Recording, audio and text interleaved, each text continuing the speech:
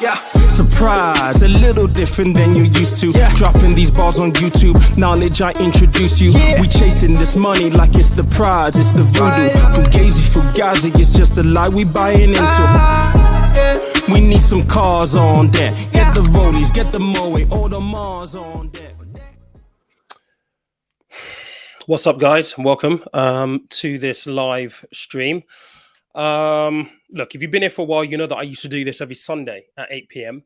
And we would spend like an hour and a half, maybe 2 hours just kicking it, and I would answer questions. I stopped it because of time, really. Not enough time in my day, really to dedicate to it every single Sunday. But given where we are right now, there's a lot of stuff going on. I mean, it's scary right now out there. So I thought I'd make myself available just to answer some questions, because I'm sure that you've got questions.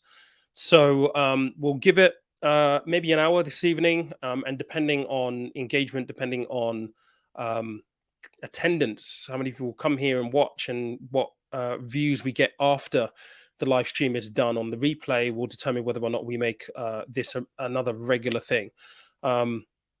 Yeah, it's pretty daunting out there if you're paying attention to mortgage rates and stuff. And the more and more I kind of look at the data and some of the news that is coming out, it's pretty worrying. So look, let's just answer some questions. However, before we get started, just need to ask you guys, obviously this is me giving up time in an evening to answer questions. There are two things you can do to help support the channel.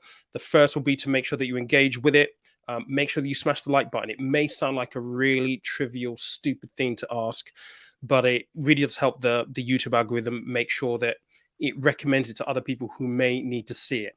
And it just helps with channel engagement, so on and so forth. The second thing you can do, if you're not already subscribed, subscribe. I talk about the boring stuff and the boring angle of finance here. I don't talk about the sexy stuff, and that it's just not me. So I like to keep it real and just try and be as helpful as possible. And that's what we're going to try and achieve this evening. But just to give you guys a little bit of an overview of where we are right now. Look, interest rates are the talk of the town. Inflation is the talk of the town. Those two factors together are just a horrible concoction of nastiness. And I've been speaking to people. There's a lot of angst. There's a lot of fear around what's going to happen next. What choices should they make? And the podcast tomorrow morning talks a lot about this. What do you do if you're in a mortgage at the moment with a fixed rate coming to an end, and you're going to pretty much be staring down the barrel of £250, £300 a month extra? A lot of people can't afford that. I don't know that many people who will be able to afford that without really having to harshly restructure their finances. And that's just one element of things that have got more expensive. You start looking at food, energy prices. It's pretty nuts right now. And so if you're kind of feeling a little anxious, look, you're not alone. You're 100% not alone. I'm definitely reevaluating some of my circumstances at this point in time, although I would say that I'm in a very much more fortunate position than a lot of other people. So I guess I look at it from a very different point of view. But, you know, this evening is all just about making sure that I'm here as helpful as possible, and trying to answer as many people's questions as I can, starting from now. World Nerd G, Joanna, thank you so much for your email. I've got it on my list. I meant to email you back yesterday. Let me just get this camera to refocus. I was going to email you back yesterday, but I've just had a jam-packed week. So you will hear from me Monday, tomorrow. I've got some questions actually that I need to ask you, so I just know where to kind of point you to. Haven't forgotten you for sure. Zero saying here, let's get this rolling. Let's get this going. Let's have a look at this one right here. I locked into a 10-year mortgage at the start of last year, looking to do an extension on my home. Now, is there any way to benefit from the equity release before 10 years is up? Yes, you can. As long as you've got equity in the property, you should be fine. I think, generally speaking, they don't like doing any further lending if you're within like 12 months or so of your last application. But definitely speak to your mortgage provider. I mean, if you've got equity in the property, you can definitely release equity to do an extension on the house. There shouldn't be any issue at all for that, as long as the equity is there. I think it's worthwhile just noting, though, that you're then going to have like two mortgages effectively running concurrently. So you have your 10-year fix, which you probably got 1 point something, right? 1.8, maybe. And then you'll have this other one for the extension, which might be, I don't know, 4 point something, whatever. But yeah, there'll be no reason why you shouldn't be able to do that. But speak to your provider. They should be able to facilitate it for sure. Zero, is 5K net a month a good salary for London standards? Yes. I mean, yeah, 100%. 5K net. 5K net is a very, very good salary in London. I mean, it's all relative, right? Because if you're renting, it depends where you're renting. If you're paying, look, this is where you get into the budgeting conversation, right? So 5K a month net, how much are you paying on rent? So how much of a proportion is your rent payment versus your net amount? Because as long as you're able to keep that low, then you should have disposable income. You should definitely have disposable income at 5K net a month. Quite a bit of disposable income, unless you're living large and lavish, which it's fine if you do. You've got to enjoy it, but within reason, with one eye on the future. So 5K, I would say 5K a month net in London is actually pretty good. You can live on that, definitely live on that. And look, let me just speak a little bit about social media, because social media freaking drives me nuts sometimes. You'll hear idiots go on podcasts talking about, you should be, getting paid 10 grand a month, 20 grand a month, £25,000 a month. This is where you start to enjoy life. Makes my blood boil when people say shit like that. It really, really does. And you'll be, there are so many of them at the moment doing the circuit around the podcast. And I've got my own podcast, obviously. A lot of them approach me to be on my show. And if I go and have a look at someone saying nonsense like that, there is no way you're coming on my platform. Empirical evidence actually shows, right, that the minute you start earning 10 grand a month, there's not really that much difference to you from a happiness point of view. 10 grand a month is that limit. And a lot of people are 10 grand a month, right? Which is pretty decent, right? But it doesn't actually do anything extra for you once you start earning over that amount. And I know that it sounds stupid, but it just becomes numbers. It's like, doesn't mean anything. And I know that's so weird to say, but it's the truth. Once you get to that point, it's just like, it's nice, but it's just numbers. Doesn't make any difference. And if that's something that you thrived for a very, very long time, to get there, then finally feel like that starts to make you ask questions. It really, really does. And the answers to those questions is really where the formation of maybe different points of views and different priorities start to come from. And I've been there.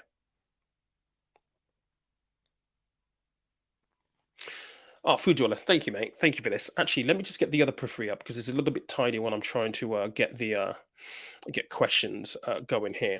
All right, so where were we? Yeah, no, thank you for this, mate. Food Dweller, you're always here as usual, so thank you. Okay, so there's just from two Wallace here. I wanted to release equity using separate money for the extension. Is there any way to use the increase in property value to lower my monthly payments? Is there any way for you to use the increase in property value to lower your payments? No, there isn't, because you're in a mortgage agreement right now.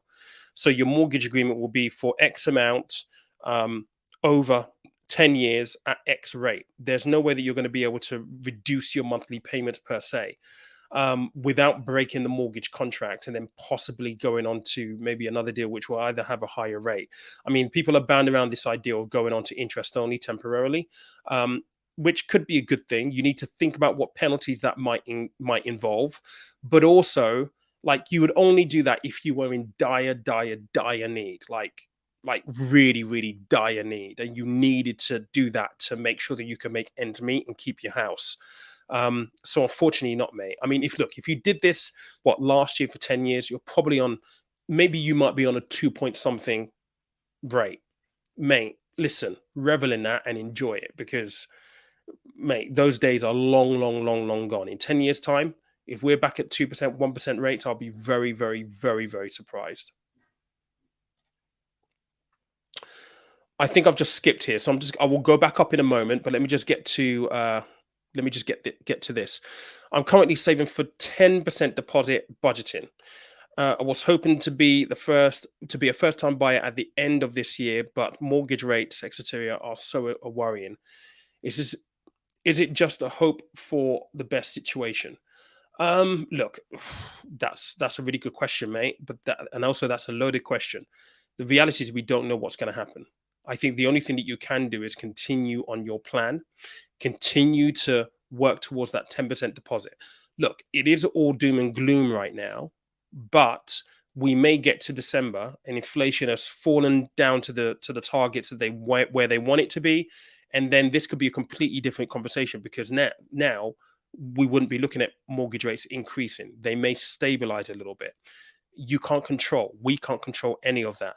So continue on your plan, on your goal of getting to a 10% deposit.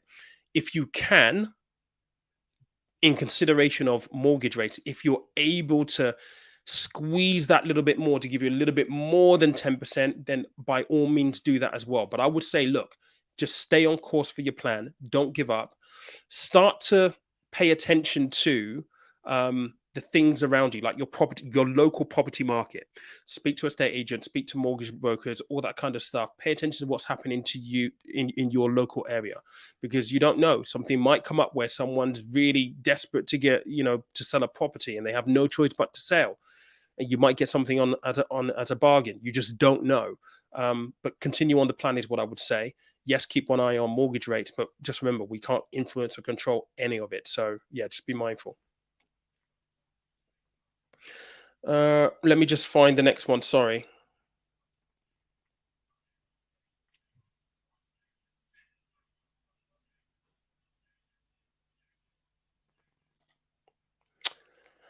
Okay, what do I think about the idea of universal basic income for all? I mean, look, it's a great idea in theory, but that in itself could be inflationary because everyone has a base level of income. Everyone has.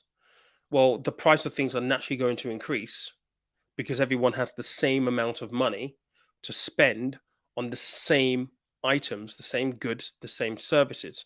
So the idea of that is great on the surface. Yes, everyone's going to have peace of mind, security, so on and so forth, but it will be inflationary. And you can see the havoc that inflation is wreaking at the moment. So if that does become a thing, that will be carefully thought through from an economic point of view as well. As I was just saying here, living paycheck to paycheck.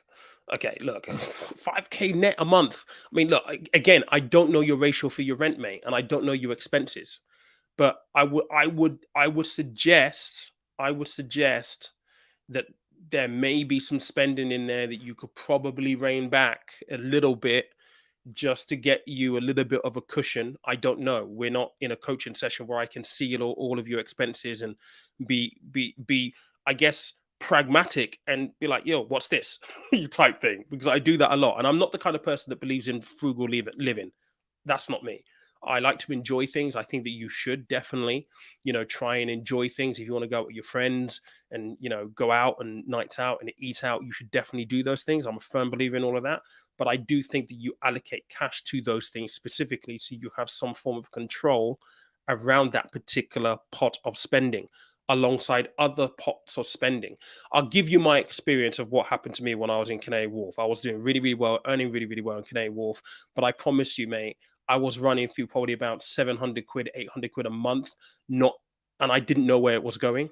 I literally had to sit down with my bank statements to be like, how on earth do I have no money left at the end of the month? Like how? And what I found, and I talk about this in my book, what I found is, well, actually, me and the boys went out to Duck and Waffle quite a lot. We went for drinks in Canary Wharf quite a lot. And that's where most of the money was going. I had quite a few takeouts. I was spending money on a load of stuff that really, in hindsight, I didn't really need. That's where the excess was going. And I didn't cut back from it all cold turkey. I just thought, okay, look, in opposed to me like wasting 700 quid, 800 quid a month, what I'll do is I'll give myself like 300 quid or 400 quid of that amount and then make sure I'm saving half of that money And that's how I kind of got into the discipline of it. So I don't know your expenses and stuff, but it's very, very easy to do. I would suggest maybe just having a look at those bank statements, mate.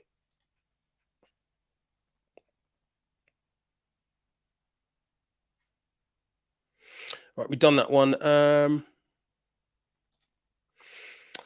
How do you see interest rates for mortgages in the next 2 years, mate? I don't know. Look, if the numbers and the reports are anything to go by, we're in for a really rough ride. It's all going to depend on what happens with inflation. If inflation continues at the rates that they're at the moment, and let me just see if I can bring this up and share this screen. Actually, 1 second. Where are we? I want indicators. No, I want countries. UK. There we go.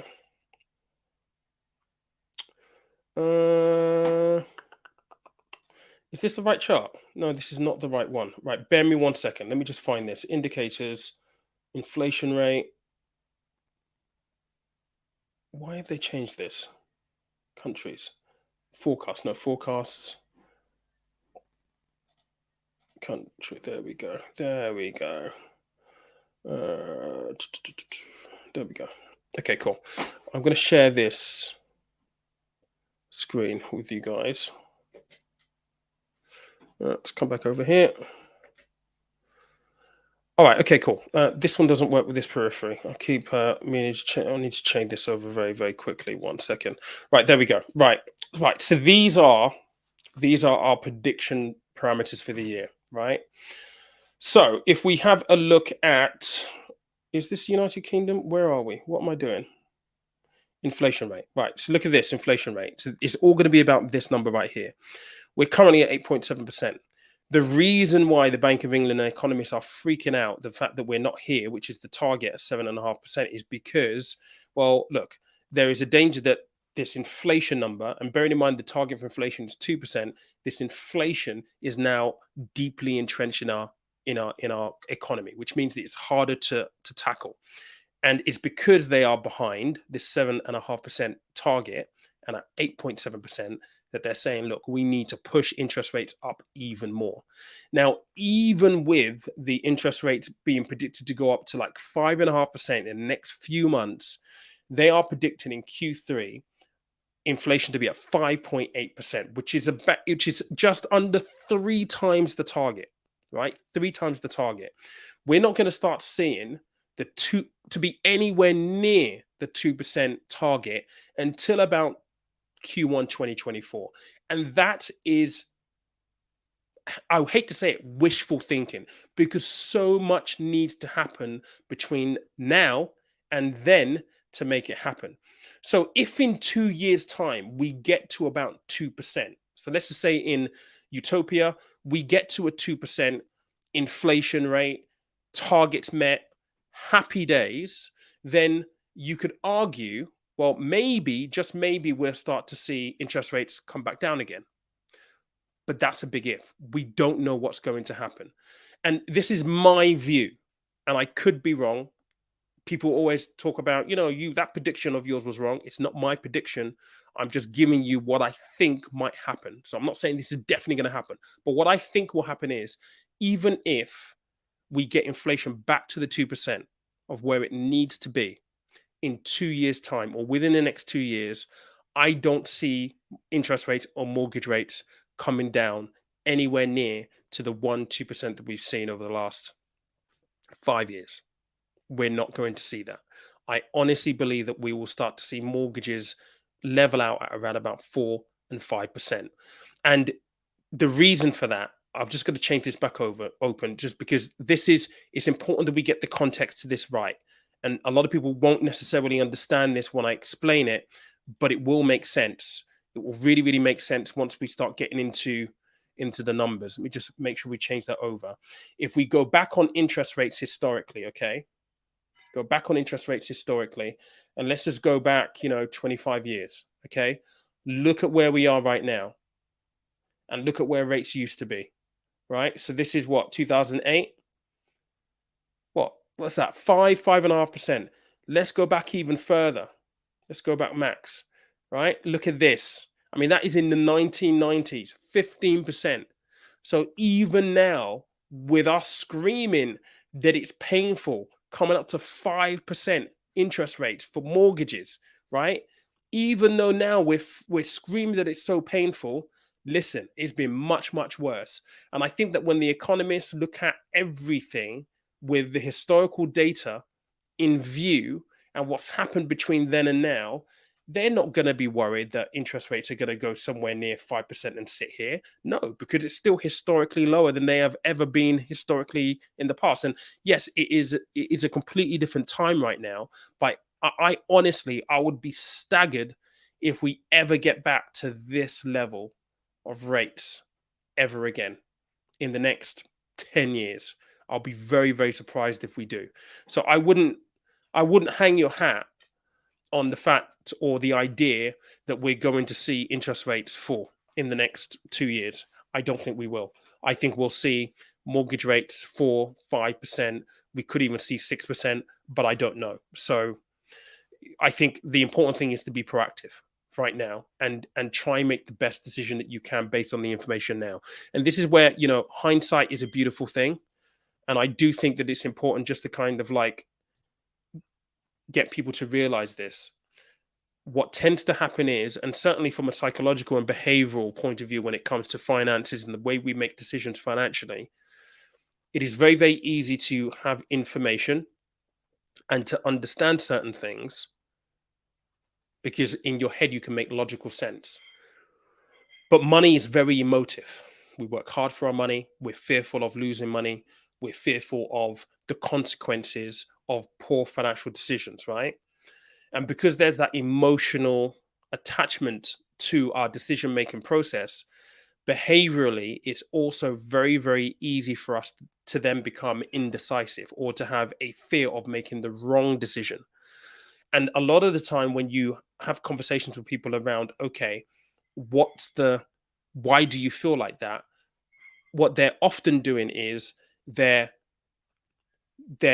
foreshadowing what they think might happen in the future. Well, what if? What happens if? We can take that stance, and we can only take that stance with the benefit of hindsight. So now we know what happened 5 years ago, and we know what the best decision would have been 5 years ago with hindsight of the knowledge of knowing what we know is going to happen. We don't have that luxury in the present day. So in 2 years' time, let's just say a miracle happens, interest rates are still low, right? They're back to 1.5%. In hindsight, maybe you should not have then fixed, or maybe you should have just waited. But we don't know what's happening in the future. And so I always try to reiterate to people whenever I work with them on a coaching point of view is, one thing, you're making the decision based on the information that you have available right now. And you're making the decision to hopefully give you the peace of mind that you've done and made the best decision based on what's happening right now in your personal circumstances and externally. Forget what if, because we don't know what the what if is. And that's the difficult part. Because yes, you can have all the information that gives you the logical train of thought, but the application, because of our emotional attachment, behaviorally makes it so difficult to make an actual decision because we're always second guessing. Was it the right decision? Was it the right choice? Should I have made this decision instead? And I just think that's a way of exacerbating financial anxiety. And I try to avoid it as much as possible. And I still have to, practice this myself. Like I'm looking around at the moment for a mortgage. And even I'm thinking, well, what if they do go down? But it's like, I don't know that they are. So based on my circumstances right now, I know what the best thing is. I have to convince the logical side, the emotional side of my financial brain to go with the logic. And that can be very, very difficult. It's why people do things that they know are stupid and they shouldn't be doing, but do it anyway, right? Because the logical side, the emotional side, they don't always agree. And that's a really, really hard balance to strike. Right, let me just find where I am. Bear me 1 second.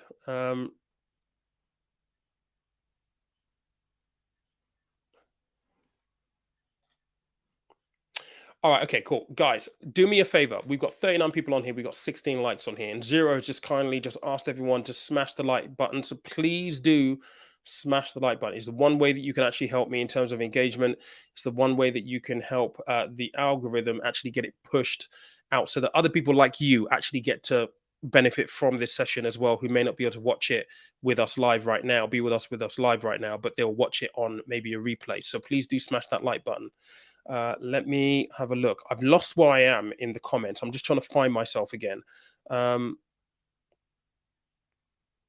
I've done that one. I've done that one. Okay, cool. I found it. I know where I am right now. Let me just get these back up, and we will go back to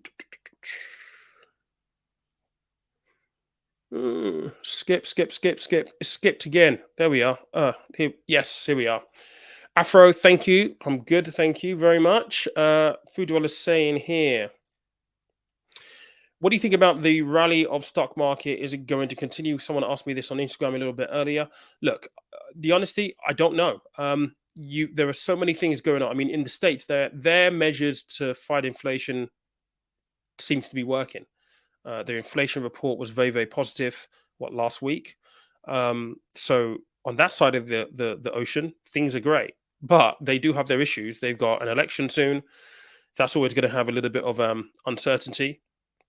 Republicans and Democrats. I mean, if there's ever been such a big divide, there is a huge divide right now. So whether the stock market is going to continue to rally in that regard, I could not tell you.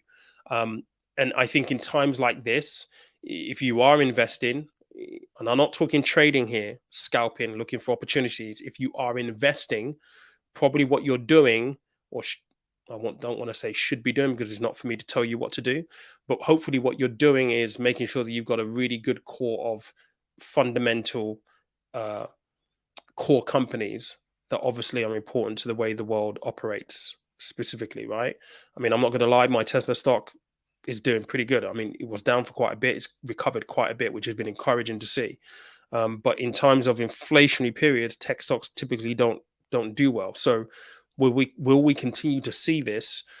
I think it's going to be volatile more than anything else. I think we will definitely see a lot of sideways movement. I've got a video coming out actually on Tuesday, which talks about investing during a recession. I encourage everyone to watch that. And I talk about, what are the kind of companies that tend to do well in a recession? Because there are some. There is a big group of companies, a cohort of companies that tend to do really, really well in recessionary periods. And inflationary periods as well. So, it's worthwhile just understanding what those fundamentals around investments are. But will they continue to go up? I mean, for my portfolio, I hope it does, but I just don't know, mate. I think just be prepared for volatility, as always. All right. Thank you for this, Zero. Thank you very much. I did reference you a little bit. I'm just going to leave that there for a second.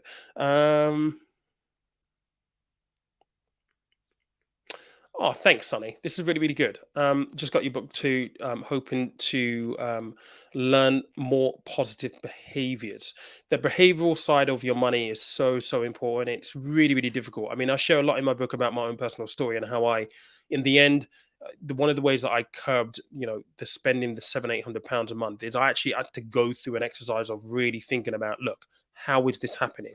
Why is this happening? And I ended up journaling in the end. And what I found was that if I was around certain people, or if I was in certain places, or on certain times of the month, bonus months, that's when I tended to really kind of like go to town. And that's all very well and good. Yes, reward yourself. You should 100%, but to within reason. I said this on Instagram a little bit earlier on. I'm going to say this again. It's very, very easy to go into adulthood with adolescent views of what we do, right? And particularly when it comes to money, that can be very, very dangerous, right? Especially for men, for males, right? I mean, a lot of us, we cling on to the way we were, in our early 20s, and we were young, we were boisterous, and lad about town and all this kind of stuff, just wanting to have a good time, and most of the time trying to impress women. And that's all well and good when you're in your 20s.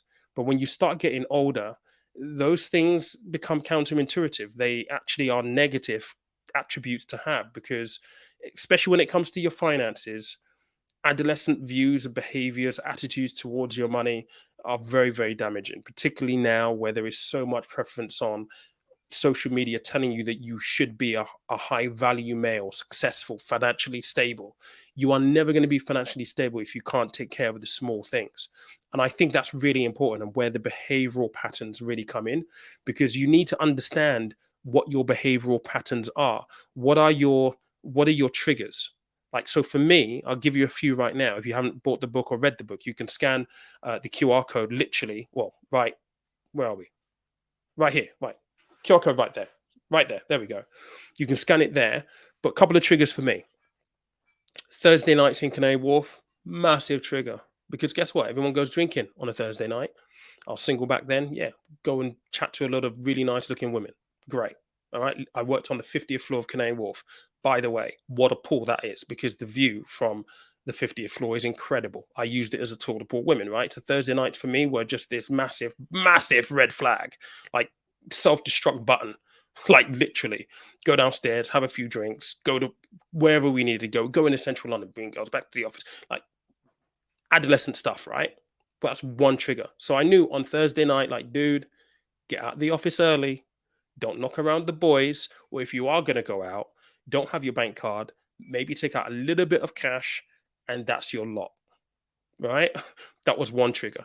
The second trigger was, if I felt a little stressed out, a little low, maybe my day hadn't gone too well, I had a really bad month performance, or I had a really crap meeting, it was just really stressful. Guess what? I would make myself feel better by going downstairs and buying a nice suit. And that suit would probably be 700, 800,000 pounds. Boom. Because it makes me feel better. I start thinking about, oh my God, this suit is so sick. I'm going to combine it with this tie and this pocket square and this lapel pin. It's going to go really well with these shoes. And I start to build the outfit. I start to think about how it's going to make me feel. Those were behavioral triggers. So I had to address those. I had to acknowledge them. And then I had to realize, okay, look, how do I address them? And understanding that kind of stuff is very, very important. You have to, the minute, especially when you're in your late 20s, early 30s, in fact, as soon as possible, you need to start understanding what those behavioral triggers are for you, particularly. And I'm male. Most of my audience here are males. This is true for female as well. But I want to talk to you men, like young men. You need to pay attention to this stuff. You really, really do. Because the sooner you do, the better off you're going to be. You're going to make better decisions, just holistically, better financial decisions, and you're going to be able to set yourself up for more financial security in the long run. And it doesn't matter how much money you're earning. People just believe, oh, if I'm earning 10 grand a month, because that seems to be the magical figure, I'm going to be sweet. No, you'll be earning 10 grand a month. You're still going to be spending all of that money. You really have to hit this on the head and get this right early. You need to maximize it. You're not always going to earn. Look, people always think, yeah, it's gravy and all this kind of stuff. It's going to last forever. Look, anything can change. Anything can change. And if you're not making good use of that money, making really good financial decisions, understanding what your behavioral pattern is, you're going to be fighting a losing battle.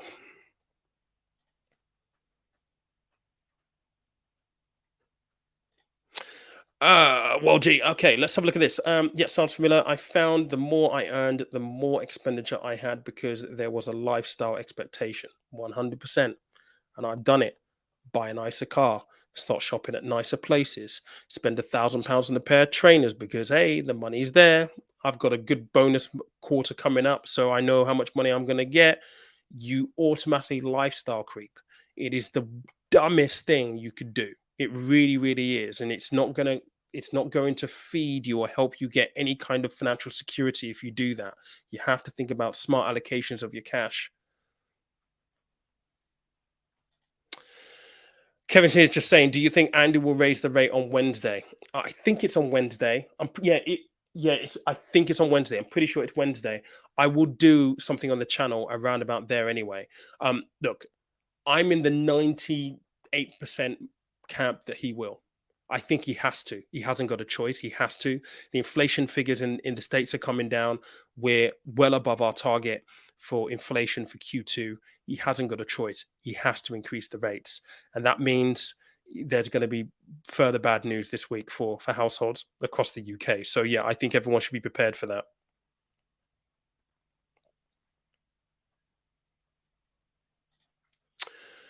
George is asking here, do you invest in gold at all, and what's your opinion on it? And what is your opinion on investing on raw materials that are increasingly being used for electric vehicles and climate adaptation?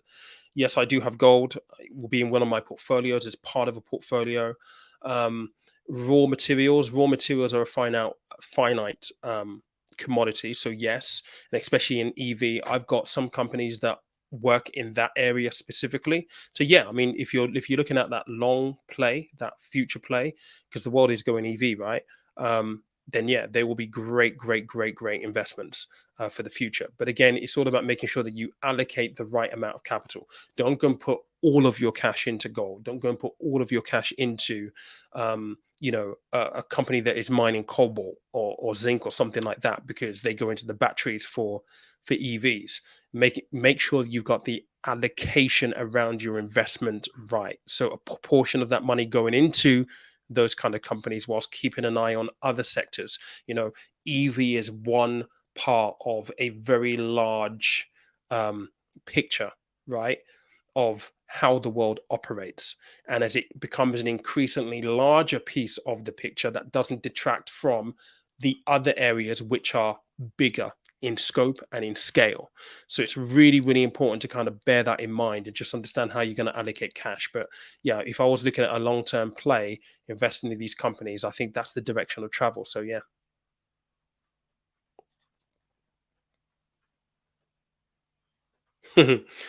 Also interested to get your opinion on BRICS and the seemingly fall of the West. Well, I wouldn't say is it the fall of the West? I mean, look, I suppose so. I suppose so. And this is where you get into a really interesting conversation, right? Around, the cycle of empires. I just think that we are in this position right now. And I did do a video on the channel, by the way. Let me see if I can just show you this. I did do a video on the channel where I actually talked about the is it the fall of the dollar or something like that? I think I called it. Let me just see if I can find it. And I'll share my screen so you can actually see it as well. Where was it? I was surprised because it had a really good reception, actually, to be fair. And I'm glad, because it took me ages to record that video. You have no idea how long it took to record that video. Now, where is it? Hold up. But I talk extensively about BRICS and the danger, or the seeming supposed danger that it represents to the dominance of the dollar. And you could argue the West, as it were.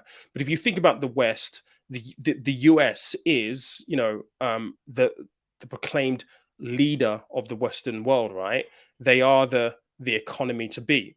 And the reality is that, when you think about BRICS, right? So Brazil, Russia, India, China, and South Africa. I've heard Saudi Arabia is joining them also soon, right? If you think about China's economy has exploded. In the next 10 years, they're going to overtake the States, and the States will fight tooth and nail, but I just don't see how they're going to prevent that from happening. You think about India, right? The Indian economy, if you look at this thing on a chart, it is meteoric. It's crazy how their economy has just surged over the past 5-7 years. It's incredible. You think about the UK economy, where are we? Declining.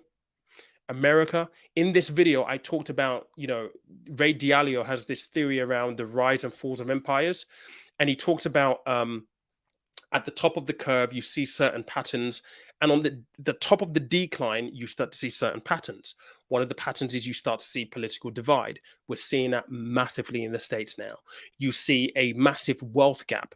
That is huge in America right now. And in that video, I actually talk about some stats specifically around the wealth gap in the US. It is mad. So you could argue that the empire, if you will, is on a decline. Whether they can prevent it, I don't know. Historically, no one's been able to prevent it because it's just a cycle. So I think BRICS is definitely a threat to, I say the Western world, yes, the Western world, but I guess America because they're the most dominant Western country on the planet. Now, are they going to take it lying down? I mean, Taiwan, right? If the new currency and the new path forward is AI and the new important uh, resource is chips, why do you think the US will go to war with China over Taiwan? Because they make most of the world's semiconductors. They would rather nuke that country than rather have it go into the hands of China. Strategically, militarily, though, could they pull off that scale of a conflict? Who knows? No idea. I'm still trying to find you this video, and I cannot find you. I've got 500 odd videos on this channel right now, and I have no idea where this video is. I'm just looking through my content right now, and I cannot find this video on my list. But it is here.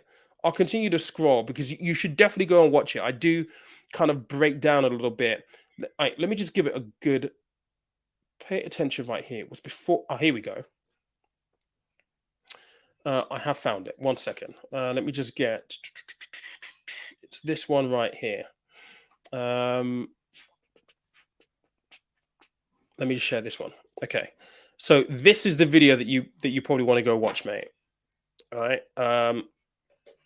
This one right here. So the end of the US dollar and US supremacy, everything you need to know is that video right there. It's about 60 minutes long. Go watch that. It's a lot of stuff that it covers in there. It talks about how the whole petrodollar came to be. I mean, if you just look at that alone, you're just like, oh my god, like you guys are taking the piss. They have, really, to be fair. They've ridden a very, very, very long gravy train. And look, things change.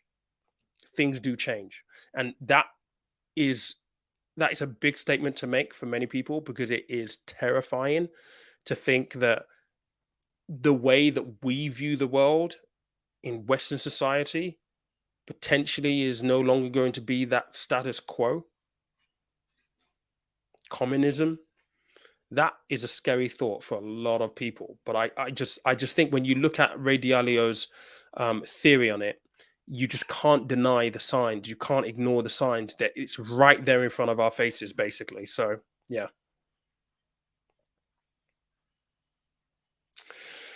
My brother's is asking here, what's the determinant of factors of interest rate and inflation? Well, look, inflation is all about the cost of goods and services, right? So your weekly shop, energy prices, all the things that we pay money for, if those are increasing in price, that is essentially inflation. So there's a lot of import, export, currency strength also comes into this. If the pound is weaker than the dollar or weaker than the euro, then all of a sudden importing things costs more money. That pushes up price. We've certainly seen that since Brexit, right? And then bank interest rates are determined by the rate of inflation. So those two things are intertwined, right?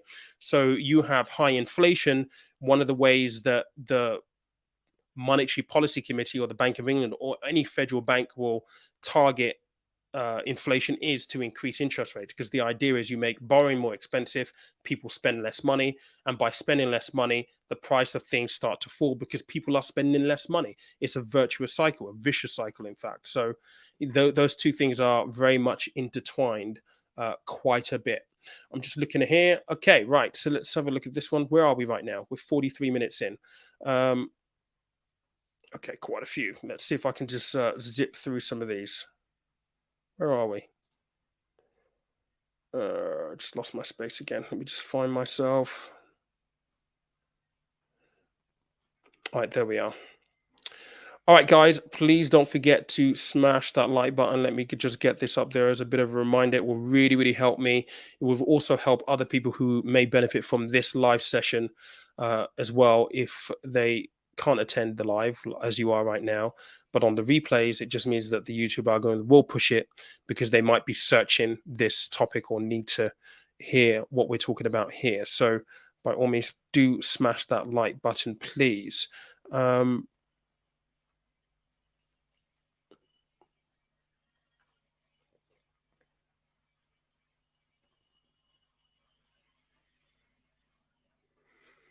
Okay. Sorry, I'm just scrolling through the comments here. I know that there's quite a few that I've not that I'm just seeing here. Oh, this is a good question. If I could have any, who would be my dream guest on the podcast? Oh, mate, listen, I've got a very very long list of people. I'll tell you what, I would love to speak to, and this would just be, I would just love to speak to him. Period. And we wouldn't even need to speak about money or investments or markets or economy or anything that he's done, like as president. But I would love to sit down with Barack Obama, just to, I'd just love to talk to him about just random stuff and kind of get to know a little bit about him and what that whole experience was like and how he dealt with it as a person, because that's a whole nother level. There's a number of documentaries about his time in office and how difficult it was. I would love to know how he dealt with that. He would be my dream person to get on the podcast.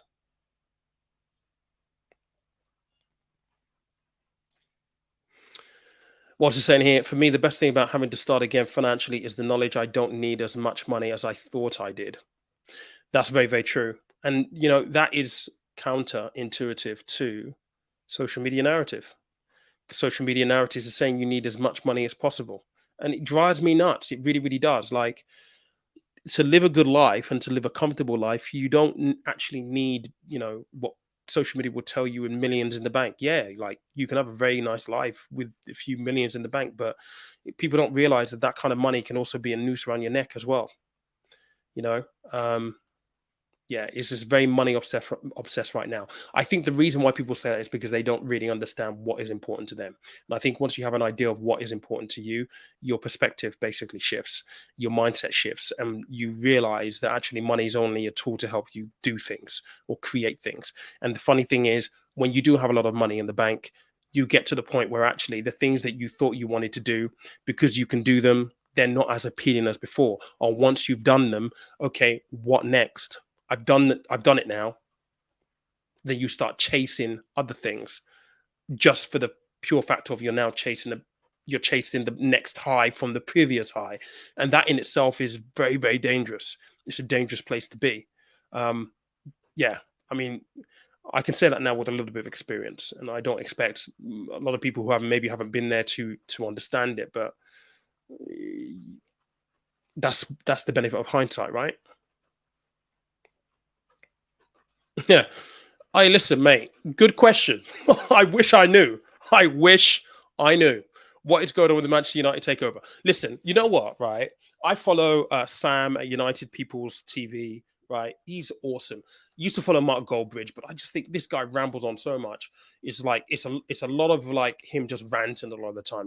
It jars me a little bit. But Sam is great. Sam is fantastic, and I've been following him.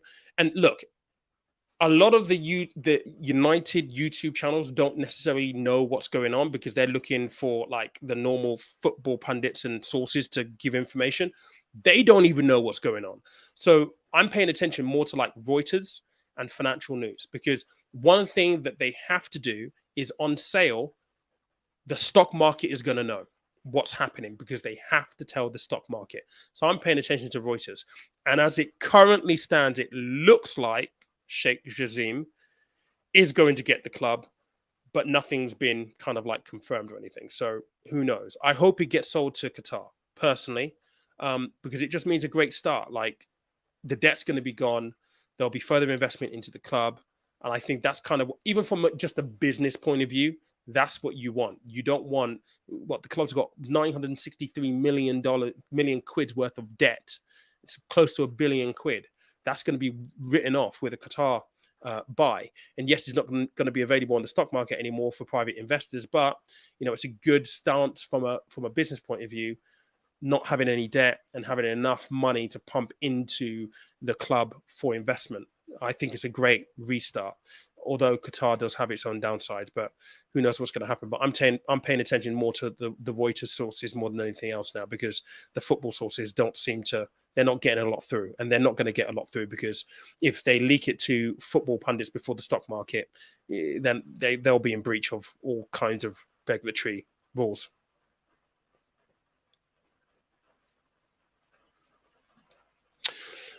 See, Nvidia is going up because of AI and this surge in interest in AI. So any companies that are operating in that space are going to be doing good right now. The fear that you have is this just going to be another kind of like craze, a new thing? Will people, be in a position where they're making a lot of money now, actually be like, I'm going to cash in, take some profits, and then it comes back down to kind of like a normal trading kind of level? We're yet to see that just yet, but AI is awesome. Some of the AI tools that I've seen have been incredible, and I've got a lot of time for it, but there's also dangers with it as well, obviously. Sleech is saying it. Andrew Bailey is the worst governor of Bank of England. I said to my co-workers back in December 2022 that interest rates will be at least 5% by summer. Some have been least than sooner. Yeah. I mean, to be honest, mate, I think Andrew Bailey's just got a really difficult job. If he sits on his hands and does nothing, he's the bad guy. If he increases interest rates, he's a bad guy. He's in that situation where it doesn't matter what he does, he can't win. And the sad thing is, by doing what he's doing, he knows that he's inflicting more pain on UK households. But in the bigger scheme of things, he has no choice. He has to. And that's the catch-22. How do we get here? That's the bigger question. How did we get here? Money printing during COVID. But even that decision right there, you're damned if you do, you're damned if you don't. If they didn't print all of that money to keep households afloat, and yes, money went to a lot of rich people, but it kept households afloat. It kept people in their homes, the ability to keep their mortgage. If that hadn't happened, there would have been an uproar. So they did it. We find ourselves here in a worse situation, like causality. Every action, there is a reaction. This is the reaction to that action back then. And it's just unfortunate, really.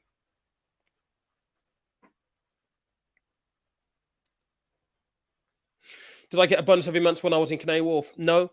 Our bonuses were quarterly. Then we would sometimes get an annual bonus as well. So like if we had a good month, like listen, dude, like some of the bonus checks that I had, I was like, yeah. I think back at it now. I remember my first one. I sat down. I looked at the paycheck, and I was just like, raw. Then I looked at the tax, and I was like, raw. It was mad. But it was quarterly, basically. So, oh man, those were good times. I learned a lot back then. It was a great, great, great time.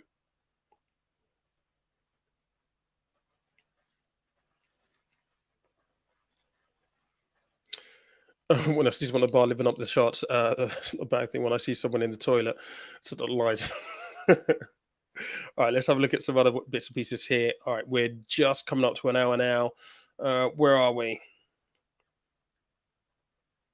Okay. Two Wallaces is saying here that situation isn't dire. Happy to stay on the current rate. Just trying to milk the extension situation as much as possible. Can you talk about kid stocks and shares, ISAs, and options? Yeah. So junior ISA is probably the best thing you can do.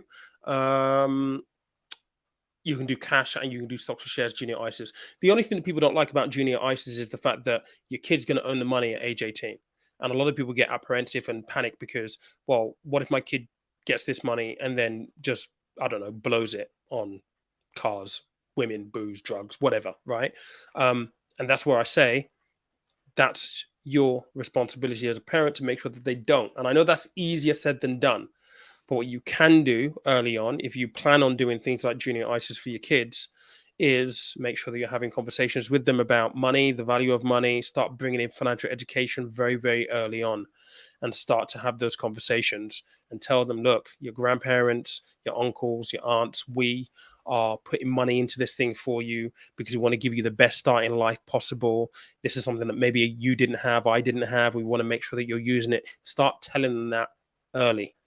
And start to, really introduce that concept of money and financial education and the value of money early, because they're going to be more likely to make a responsible decision at age 18 than if you just let them turn 18. You'd be like, hey, by the way, there's an account with X amount of thousands in it, by the way. Of course, they're going to do something stupid with it. So, you got to take responsibility with it and try and, get financial education in early. But junior ISAs are great. £9,000 allowance every single year. You can pay into it. Parents can pay into it. Cousins, uncles, aunts, grandparents, anyone can pay into it. So it's a really, really nice account to have for kids if you're trying to give them the best start in the future.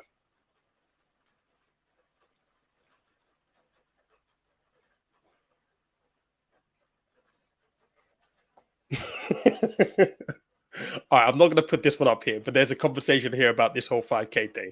Listen, I don't think that necessarily like, all right, let me put this up and let me just talk about this because look, I don't think that you have to understand, right, that lifestyle creep is real. It is real. Like it's really, really real. It is a thing. And so for someone who isn't maybe earning like £5 a month, you may be thinking, that's nuts. You can never spend that amount of money. But believe me, you can. And it happens subconsciously. You don't even realize you're doing it. You just naturally adjust.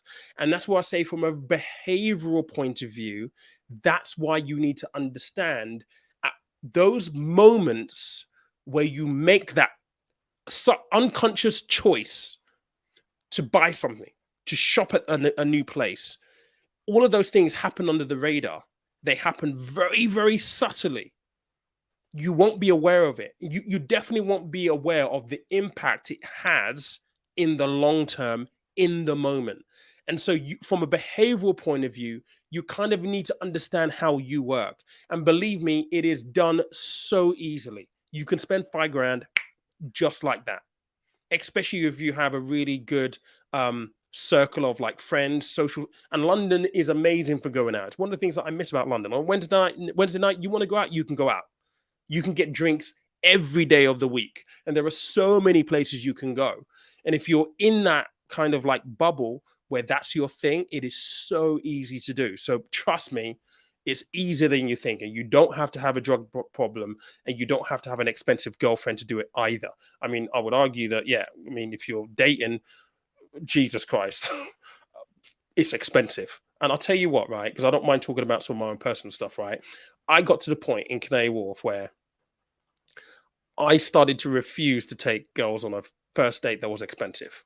First date, we're going for a coffee. Now, look, don't shoot me, because I know under today's social media, people will call you a brokey. People will just be like, oh, you shouldn't be dating if you're not willing to spend money on the first date on the women and all that kind of stuff. Miss me with that bullshit. Trust me, I went on enough first dates that cost me an arm and a leg, like a few £100, right? And the person I was sitting across from just wasn't worth the time. Disrespectful, disinterested, just wanted a free meal. And I know this will maybe annoy some female viewers who may watch this, but I'm talking to the men right now. This does happen. It's happened to me a number of times. Just want a free meal. Nah, dude, like, come on. You need to think about this properly. Like, seriously. And that is a big danger for a lot of men. Like, chasing women, trying to impress women. And the primary way to impress women is money, cars, jewelry, physical things. Dude, not worth it. In the end, I was all about coffees. We go for a coffee. If you make it past that one, then we can talk about going to a really nice place. It got to the point where I started talking about the fact that I worked in Canary Wharf on the 50th floor of One Canada Square, because that would attract the wrong kind of person. And so you just need to be careful of that kind of stuff. You don't need to have an expensive girlfriend to be spending tons of money in London, but they can contribute to it for sure.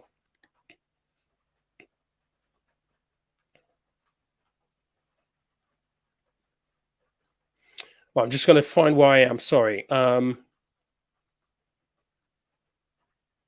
Okay, there's a lot. There is a lot. I'm going to try and get to as many as I possibly can. But I've literally just lost where I was. Shouldn't find where I am. Where was I? Oh, done. Okay, there. That's where we were. Okay.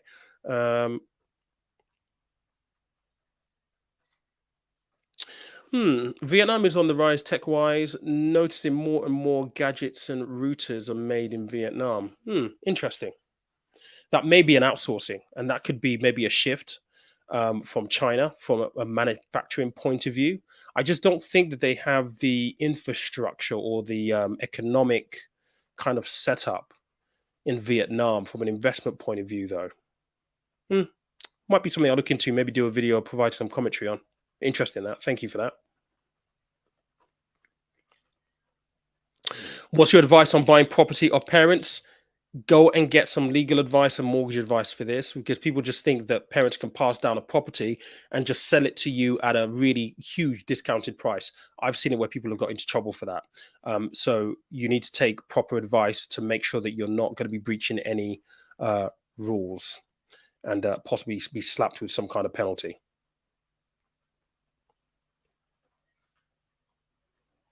Yeah, and same thing if you're going to gift as well, as you just mentioned here.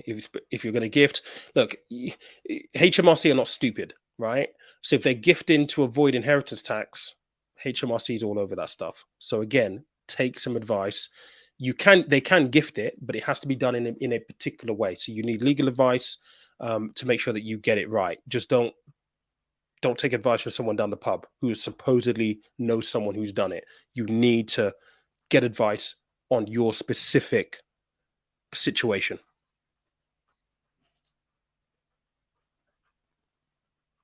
Well, let's have a look at this. Hey Pete, hope you aren't roasted on such a humid evening. You know, it's actually been raining here today. I don't know if you can actually hear it, but it's raining right now, and I've got a Velux window here, so you might be able to hear it. It's been quite cool, but it is still pretty hot though. It's humid for sure. Have you been scoping solar? My counsellor is operating a solar together scheme, which looks like a good investment right now. I haven't looked at it just yet, mate, if I'm honest. It might be something I'll look at. I don't know. I'm not too sure just yet, but it's not something that I've looked at, no.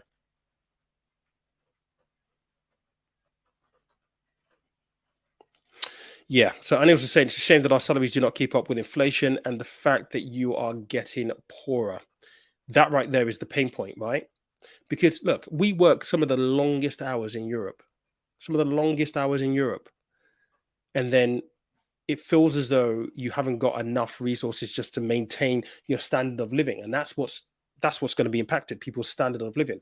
Because disposable income is being reduced, you're not going to be able to go out, socialize, go for meals, go on holidays, all those things that make life worthwhile. So standard of living gets hit, despite the fact that we pay pretty high taxes. We work the longest hour, some of the longest hours in Europe, but inflation is just destroying everything right now.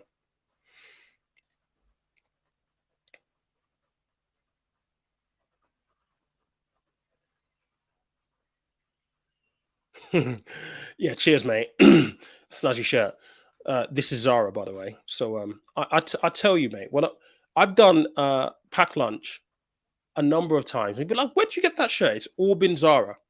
And I was like, you know what? I'm just gonna be cheeky and go into my local Zara and be like, listen, can we talk about maybe sponsorship? I do this show and all this kind of stuff. They were like, no.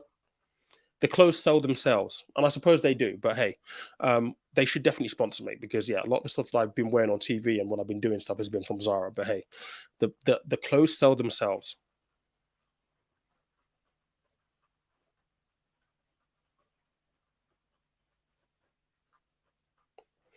This is a good one as well. If you can get this, that will be a good move for you too. So you get advance warning if the rates go up, or maybe if they're about to pull rates, maybe is a good one as well. I'm just going to scan here because I know we've been an hour 3 minutes. I wanted to spend an hour here. There are quite a few comments that I've not been able to get to. I'm just going to scan very quickly. I'm not even going to answer this question about penny stocks. I don't do penny stocks. It's not going to bother with that. Is it better to save for 12 months earning? Okay. Is it better to save for 12 months earning interest than overpay your mortgage or pay each month rather than pay a lump sum? You mean pay an overpayment every month in opposed to a lump sum? Okay, look. Should you save versus overpay your mortgage? Mathematically, you overpaying your mortgage will save you more in interest than what you can get in interest in your savings account. The other part of that question around whether you should do a lump sum or pay monthly, completely down to your circumstances. I'm probably going to do a lump sum payment because I've got cash lying around and I have the ability to do that at some point. So I'll be doing a lump sum. However, if your situation is that you can make, a 10% overpayment, so let's just say your mortgage is 500 quid and you can do 550 a month, then by all means do that. But you got to make sure that you do something that fits with you specifically, depending on what your circumstances are. At fail, overpay every month. At least you're overpaying. It's going to save you money in the long run on interest, and that's the most important thing.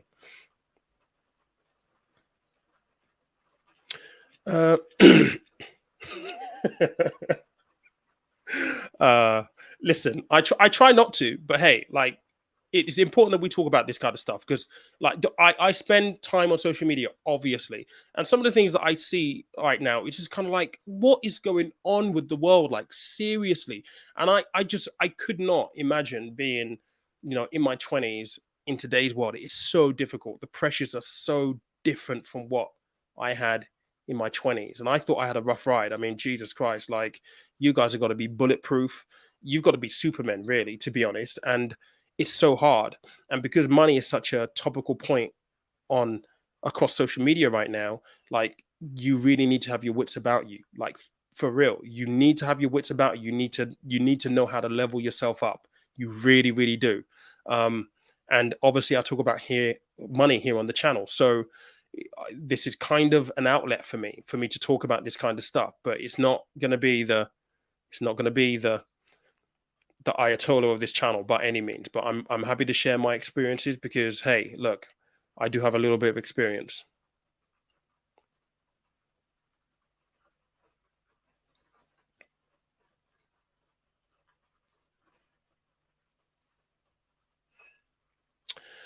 All right, okay.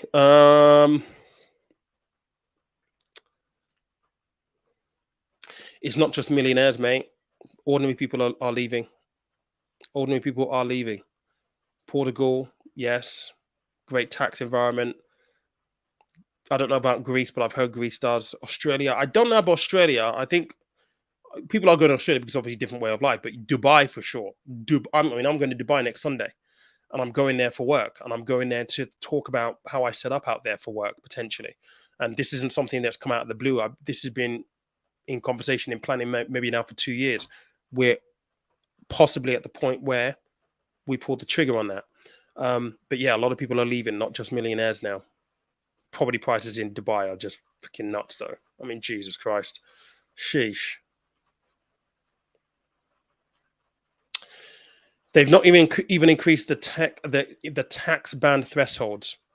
That's intentional because they need to rake in more money from tax, mate. See, everything's done with purpose. That's intentional.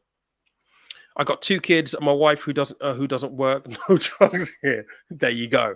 Like, listen, it's so easy to do, especially if you got kids. Kids are expensive, man. Like, childcare, I don't know how old your kids are, mate, but they're still, even if they're not in childcare, even if they're just going to school, kids are expensive. You've got to do things with kids. You've got to keep them active and stuff. It's difficult.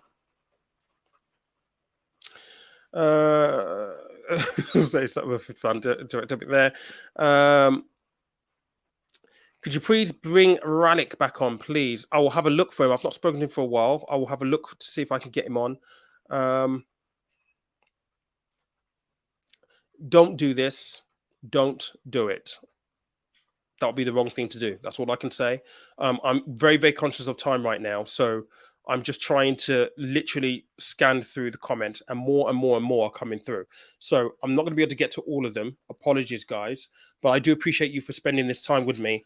Like I said, I thought I made myself available to answer some questions because, yeah, I mean, it's pretty rubbish right now, if I'm honest. And there's a lot of uncertainty and panic out there around what's going on. And I think we're all in this together at the end of the day. So I just want to be as helpful as possible. Again, let me just ask you, 59 of you at the moment, if you can smash this like button, it would do me a huge, huge favor if we can get that up to 50 as I'm about to sign this off. It just means that on replay tomorrow, other people will be able to tune into this, and it will actually be recommended by the YouTube algorithm. Like, I'm not going to make any money for this last hour that I've spent here answering these questions. And if I were to be completely honest, if I think about this from a work time business point of view, like, this for me is dead time, completely dead time. My missus is downstairs right now. I could be spending time with her. But this is something that I do enjoy doing. So the one way that you can really support me is to smash the like button. That's all I ask. But guys, thank you so much. There are videos out on Tuesday. I'll probably do some commentary on Wednesday around the decision by the Bank of England. If it is on Wednesday, I'm pretty sure it's on Wednesday. So there'll be some other bits and pieces that will come through the week. Next week might be a little bit quiet because I'm going to Dubai on Sunday. I'm there for a week. I've got a lot of stuff to do out there. I might do a few videos and stuff out there as well whilst I'm there working. But anyway, look, thank you so much. Yeah, surprise, a little different than you used to. Dropping these bars on YouTube, knowledge I introduce you. We chasing this money like it's the prize, it's the voodoo. Fugazi, fugazi, it's just a lie we buying into. We need some cars on deck. Get the rollies, get the Moe, all the Mars on deck. We got the traders, got the picture with the Bentley in Dubai. Are you dripping in designer looking fly? On the bombardier, sipping on the wine.